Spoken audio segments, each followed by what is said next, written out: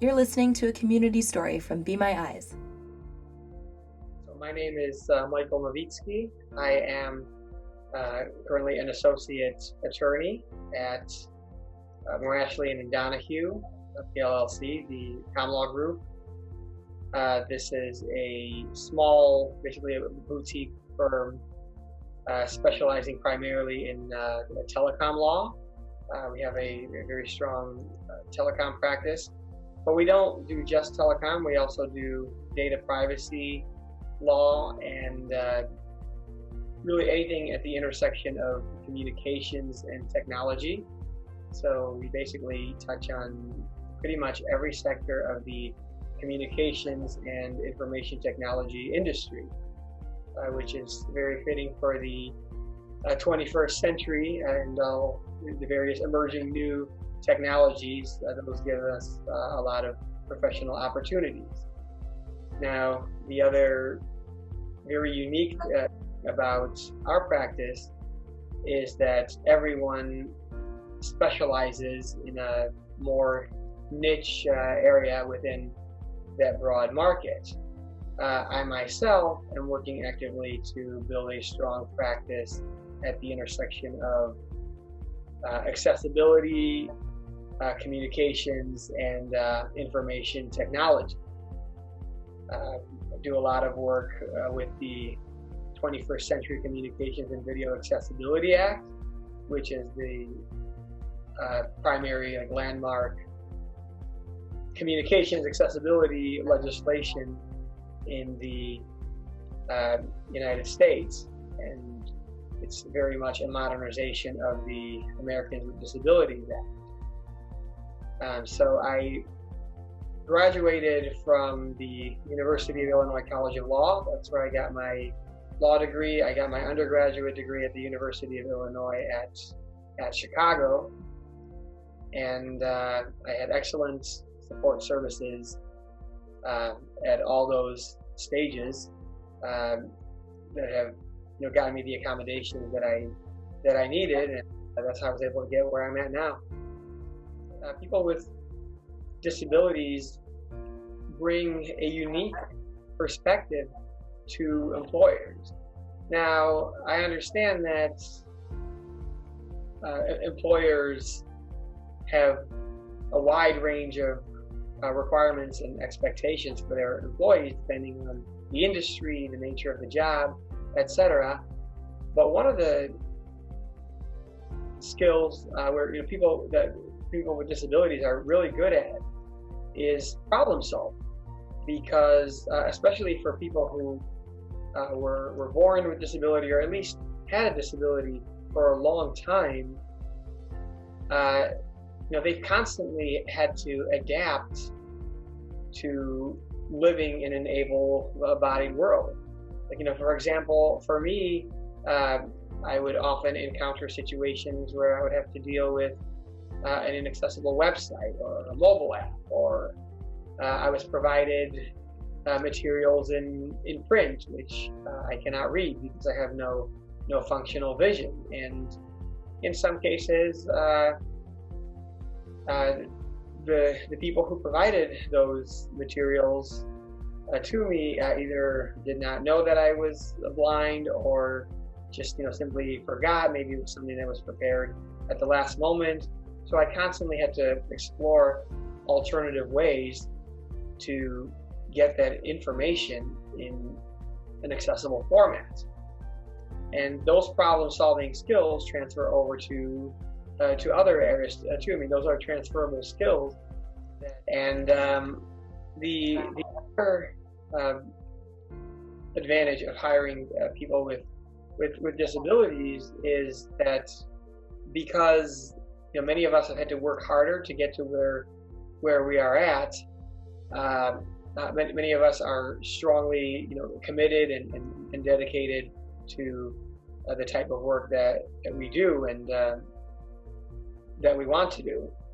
And so there are many well-qualified people with disabilities, and unfortunately too many employers don't know or understand that. being a lawyer is a very responsible job. I am responsible for preparing and reviewing contracts, performing legal research, advising on regulatory obligations. Sometimes a client will come and ask me, like, hey, I want to do this, I want to do X, but I'm concerned about Y. Can I do this under, these or those laws? Or sometimes they'll want me to prepare a summary of legal rules for a program for which they're applying for regulatory funding. The Federal Communications Commission, for example, has established a universal service program for telecom providers, and there are lots of strings attached to preserve continued eligibility.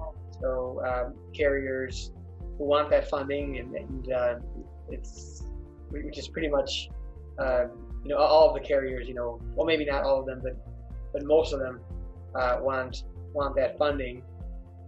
So making sure to have the proper accommodations, materials, an accessible format, having access to a screen reader, it's really comes down to between being able to do the job or not being able to do the job at all in many cases. One great experience that I had is I recently did a business development webinar on tapping into business opportunities through accessibility. This webinar was co-hosted by my firm and the Cloud Communications Alliance. Basically, the CCA, when they do their webinars, they use a completely inaccessible software. It's called GoToWebinar. One of the things I stressed is the importance of using an accessible platform for this webinar.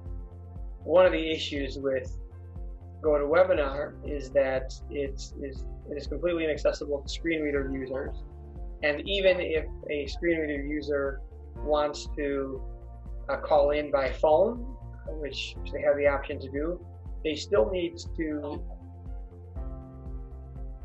join the meeting via the inaccessible software first, and then retrieve a call-in PIN, and that process is inaccessible as well. So I propose that we use Zoom, because Zoom has made such a fantastic job making its platforms and web portal, basically the whole experience, fully accessible to people with disabilities, aside perhaps from some minor captioning issues for the deaf and hard of hearing. They kind of joined that a little late, unfortunately, but they made significant strides there as well. And my firm was fully supportive in doing that. They purchased the webinar add-on, which is required to host webinars within Zoom, and they fully supported me at every step of the way, both with making sure that I was set up with the accommodations that I needed, resolving any technical glitches, and that is the kind of fully inclusive and supportive environment that every employer should offer, and that unfortunately not every employer does offer. I mean, it's already helped me expand my professional network significantly. My firm really helped me a lot with marketing and making the most of LinkedIn. And hopefully down the road, this will lead to me bringing in clients, for new clients in the firm. Diverse workforce means diverse perspectives, and the more diverse point of views that people bring in, the more likely it is to come up with creative solutions to problems, creative ideas for bringing in new business, especially if you're in the private sector. In the public sector, it might be more diverse ideas for implementing public policy. where applicable. It could also be to creating new laws.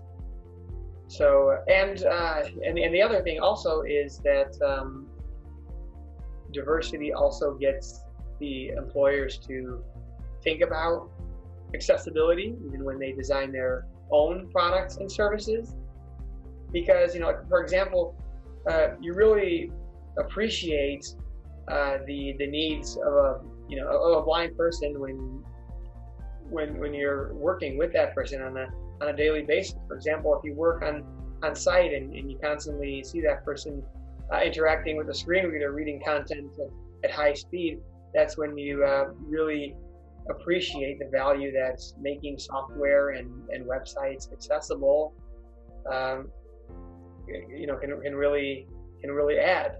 Similarly, if you're working in a person with a wheelchair and you see them struggling to get into to use the bathroom because there are architectural barriers that make it difficult or nearly impossible to do that, or you're like in a situation where maybe there are two or three steps, and you need someone to carry them into the bathroom because they won't be able to get up there in a wheelchair. That's when you really see the value of accessibility in action. Advice for employers, it would be don't be afraid to